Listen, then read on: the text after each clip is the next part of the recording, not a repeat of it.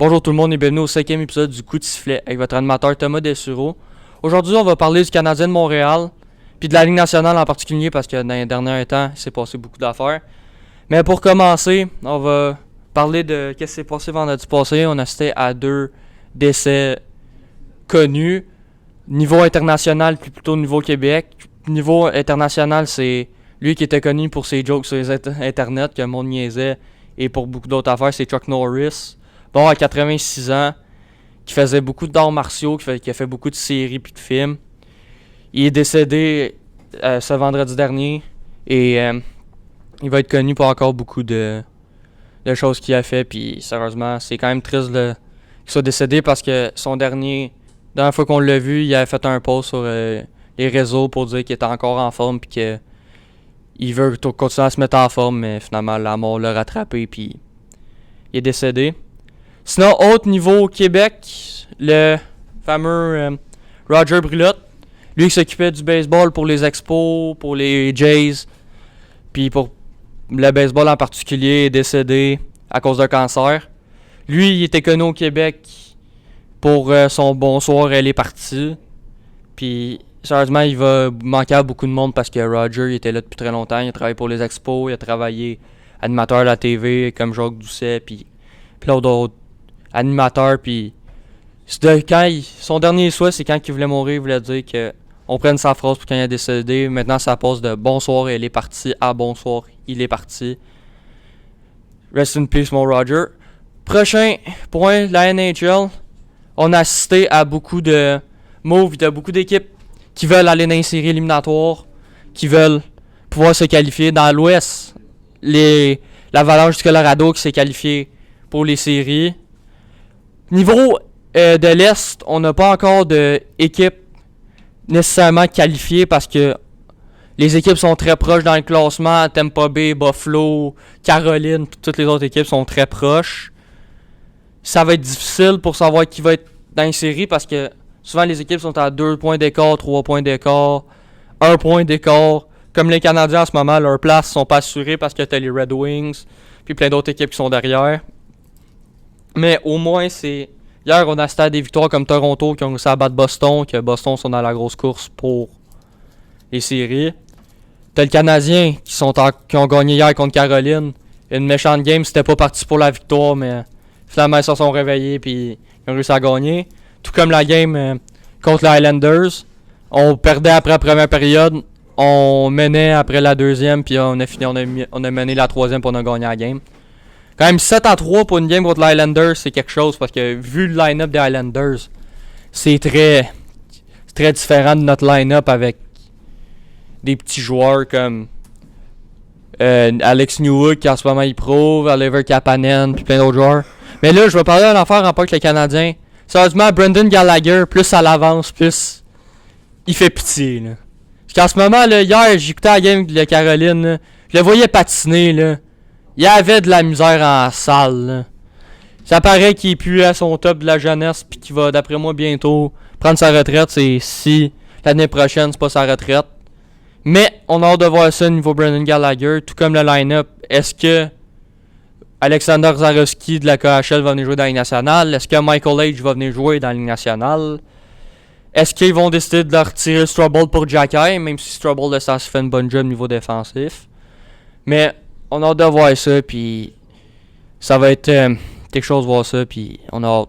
Parce que les Canadiens en ce moment sont encore dans les séries, mais plus les journées avancent, toutes les games sont rendues importantes de la saison. Que ça soit Columbus le 11 avril, que ce soit Philadelphie en fin de saison, que ce soit plein d'autres équipes qu'on va affronter. Faut être capable d'être encore performant, puis de montrer on est qui et qu'on mérite notre place dans les séries. Prochain point, une équipe qui me surprend dans la NHL en ce moment, c'est les Ducks d'Anaheim.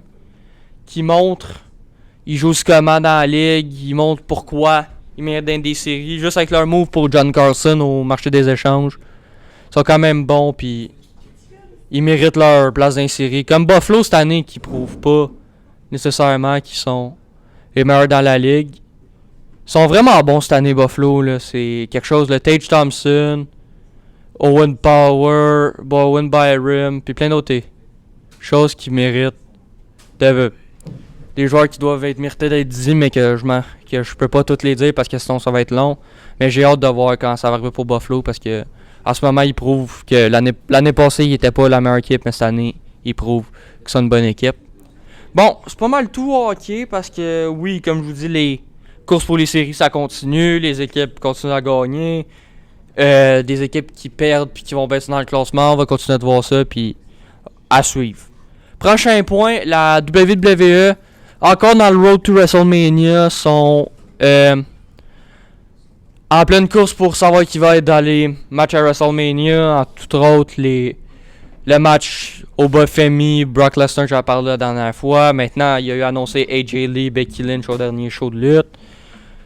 Puis on a hâte de voir les prochaines affaires. Au prochain Raw à Madison Square Garden, on va citer au Logan Paul, Austin Theory contre Jey Uso, Jimmy Uso.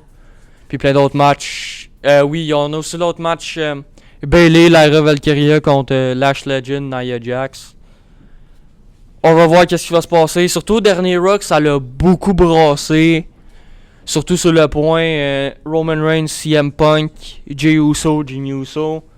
Sérieusement, je pense que la rivalité va en dehors du ring parce que on va vu la dernière fois là. Jey Uso ça va attaquer CM Punk puis qu'il reçoit un méchant coup de micro sur la tête.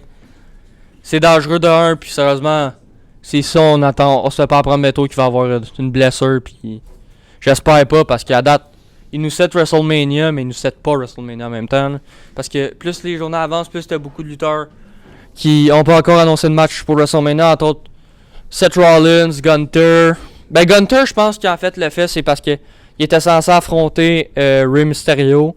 Mais que le problème, c'est que Rey s'est blessé puis qu'ils pourront pas le faire lutter à WrestleMania. Tout comme Seth Rollins. Seth Rollins était censé affronter Braun Breaker ou Bronson Reed. Mais finalement, les plans étaient retirés parce qu'il y a eu au début, vers novembre-décembre, la blessure à Seth. Après, on a eu la blessure à Breaker, la blessure à Bronson Reed. Tout ça là, pour tuer WrestleMania puis tout. Mais en ce moment, là, les matchs à WrestleMania, on a hâte de voir qu'est-ce qui va se passer. T'as AJ Lee, Becky Lynch, CM Punk, Roman Reigns, Cody Rhodes, Randy Orton.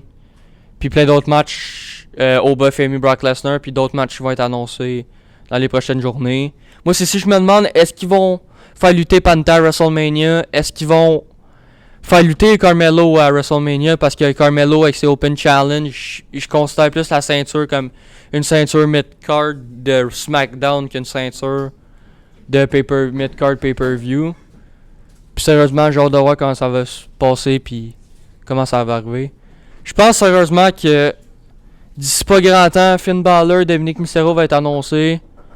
Je pense que t'auras plein d'autres matchs qui vont être annoncés.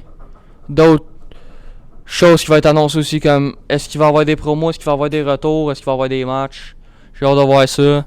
Sérieusement, le WrestleMania cette année va peut-être pas être le meilleur qu'il y a eu. Mais moi, il va être meilleur que le 41. Puis sérieusement, j'ai hâte de voir le reste.